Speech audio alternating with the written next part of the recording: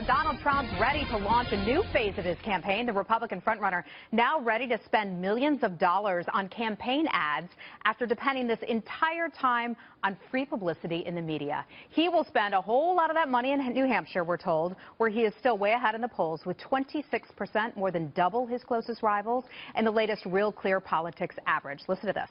I'll be spending a minimum of $2 million a week and perhaps substantially more than that. Jeb has spent $40 million. And you get, no, he hasn't spent $40 million. He's wasted $40 million. Ouch. Let's talk to Katie Pavlich. She's the nudist editor for townhall.com and a Fox News contributor. So, Katie, with where he is in the polls today, and by the way, if you look at Iowa, he's just a couple points behind, does he need to spend this kind of money? Well, I think that depends on who you ask. I mean, we've seen over the course of the last presidential election cycle and this cycle that ads aren't necessarily the best way to change voters' minds. Jeb Bush has spent $40 million in ads and actually has seen his poll numbers go down. He hasn't seen an advance in the polls because of that. But I think Donald Trump is approaching this from the perspective of he has to turn his supporters who are answering phone calls from pollsters into voters on primary day in New Hampshire and caucus goers on caucus night in February in Iowa. And so that is going to be his challenge now, is fielding ads and putting ads on the air that encourage people to actually get out and cast their votes for him. And that's been one of the big questions. What kind of ground game does this candidate have as it compares to some of the other candidates who've been in the system longer, who have that, well, establishment?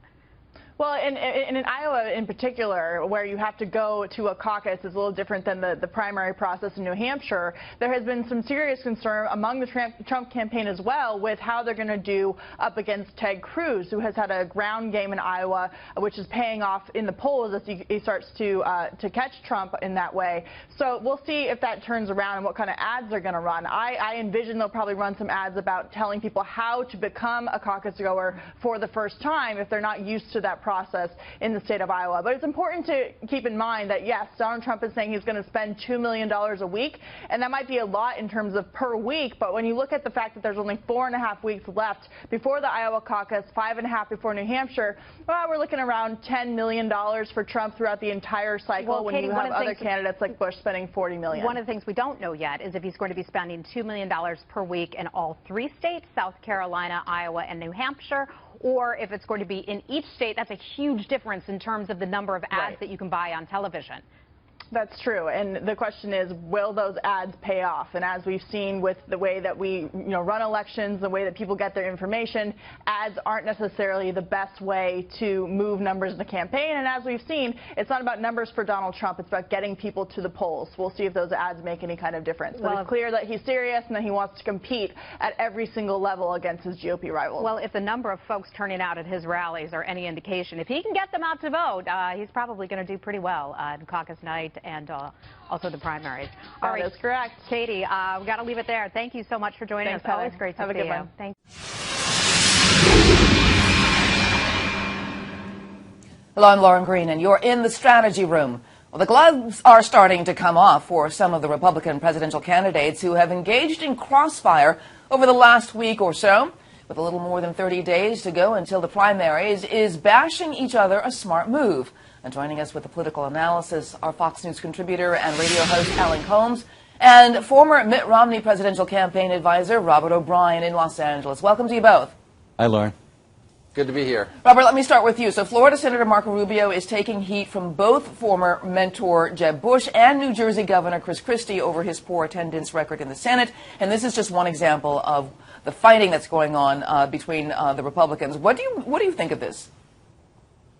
Well, you have to understand that this race is shaping up into it's going to be a three-lane or a three-bracket race. And Donald Trump has really solidified the outsider bracket. Ben Carson has faded.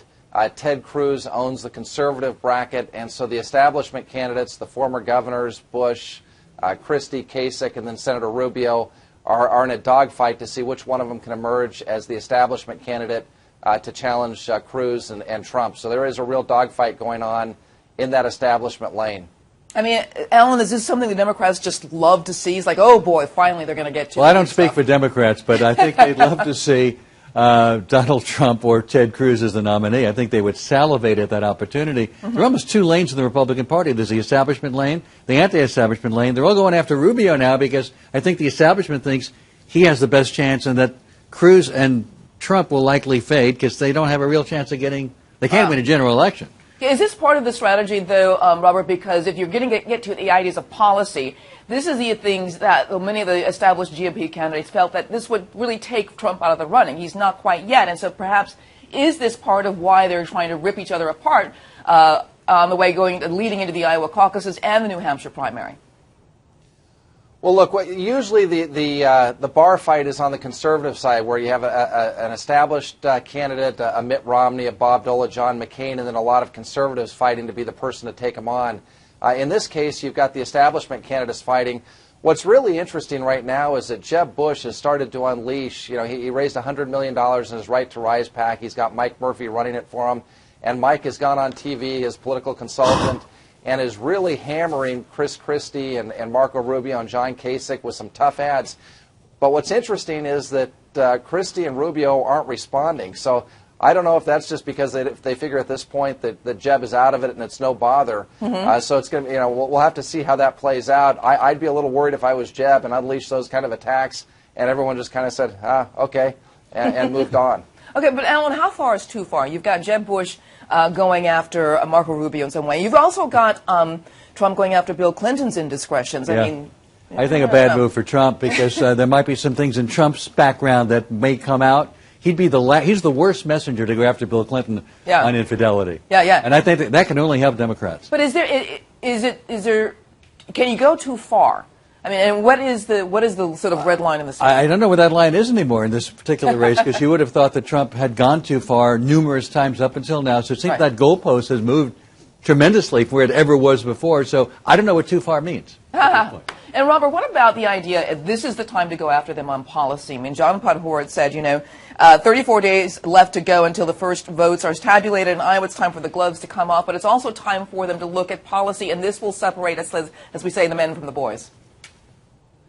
What's interesting is you don't have Trump talking about policy. He hasn't through the whole campaign. It's Make America Great Again and I'll be tough, and now going after Bill Clinton, which, by the way, Bill Clinton can't be happy about having Donald Trump raise these things in the 90s. Half the American voters don't remember what happened in the 90s, and they're not going to want to get reintroduced to a bunch of those characters. Well, there are a lot of people who will say, let me remind you. And Donald Trump's going to do that. And then you've got, Bush and Christie going after Rubio for his Senate attendance record. I don't think that's going to resonate. Interestingly, the one person who's really talking policy, and he's gained a lot of traction, is Ted Cruz. He's out there talking about Obamacare, talking about rebuilding America's defenses. So he's focused on policy, and I think it's helping him in the polls. Whether he can win the general or not, we'll have to see. But he's the only guy on the Republican side really hammering policy. The others are engaged in some of these more ad hominem attacks. All right. I want to thank you so much, Alan Combs and Robert O'Brien. Thanks so much for being here. And for more on the race to the White House, go to foxnews.com. I'm Lauren Green, and thanks for watching.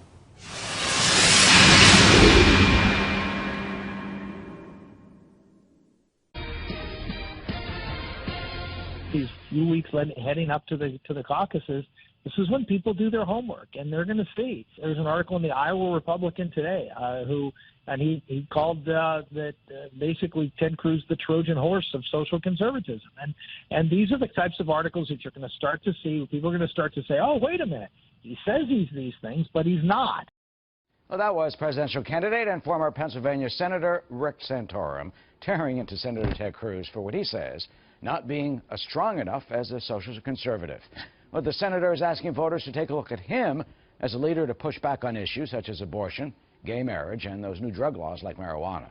Can his attacks gain some traction? The Senator Santorum joins us now from Johnston, Iowa, where he continues to campaign leading up to the caucuses in 5 weeks. Senator, good to see you on this morning. Good morning. Good morning. What do you mean when you attack Ted Cruz? I mean, the American Conservative Union gives him a 100% score. Heritage Action, 100%. The National Right to Life, 100%. Yet you're taking some shots at him for some of his positions. Why doesn't he pass muster in your view? Well, there's really two issues here. Number one is sort of a libertarian streak that used to be very much of a disqualifier within the conservative circles, which is that we can't fight these issues at the federal level, that they need to be dealt with at the state level. This is the 10th Amendment argument that you hear a lot of. Ron Paul used that argument 4 years ago, and every social conservative group that I'm aware of said, you know, that we need someone who's going to stand up at the federal level and fight for these issues, whether it's marriage or life or et cetera. And that's really one. And take the issue of marriage. You know, Senator Cruz and frankly Rand Paul and others have said, you know, we're going to let the states decide this. We're not going to really do anything at the federal level. That means if the states want to adopt, you know, same-sex marriage, fine. If they want to adopt polygamy, I guess that's fine, or any other type of marriage. I don't take that opinion. And I think most conservatives say that there's a law, a higher law, that people are accountable to, the natural law, the law of what is right, things that are moral and just. Abraham Lincoln said, you know, the states don't have the right to do wrong. And that's one element. The second element is really the element of judicial supremacy. And Ted Cruz is a very successful trial lawyer. And he gives a lot of credence to the courts.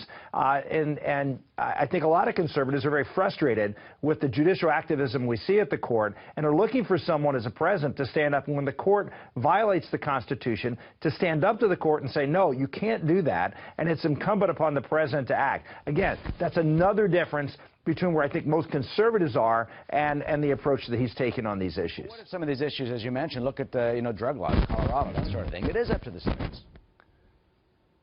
Well, no, it actually isn't. There's a federal controlled substances law that's very clear that this is illegal behavior, and the president has basically not chosen, the United States Justice Department has chosen not to enforce that, whether it comes to Colorado's marijuana laws or some of the medical marijuana cases. All of those are against federal law. And the fact is that the federal government is simply choosing not to enforce those laws. I think that's wrong. I think these decisions, when it comes to very dangerous drugs, should be made by accomplished professionals at the Food and Drug Administration, not by political debate at the state level. Now, you, of course, won in Iowa at the caucuses, squeaked it out over Mitt Romney. Now, look who's way ahead at the moment, though, Donald Trump. I mean, how can you explain that, please, in a state that is as socially conservative as Iowa is? The evangelicals, Mr. Carson, he's just gone down for now. And sadly, you know, look, you're down at 0.5%. You're sticking with it. I mean, you've got your beliefs. You've got your dedication. You stand by your principles. What, in your view, accounts for Mr. Trump's popularity, and what do you think will happen? Well, I just go back to 4 years ago at this point. I was at 3% in the polls, and the people of Iowa tend to, it's just like most people, don't really make their decisions on who they're going to vote for until until you get closer to the election. I think 4 years ago, over 75% of the people didn't decide till the last month. 50% didn't decide till the last week here in Iowa, and 50% of my voters 4 years ago didn't decide till the last day. So I think can you say that again? What? Plenty of time. I'm sorry, 50% didn't decide until the last day? Right. I think it was the last day or last 48 hours or something like that, according to the exit polls. The bottom line is that with the number of candidates we have in this race, there's going to be a lot of movement here in Iowa, and frankly, I think across the country as we approach caucus days and primary days.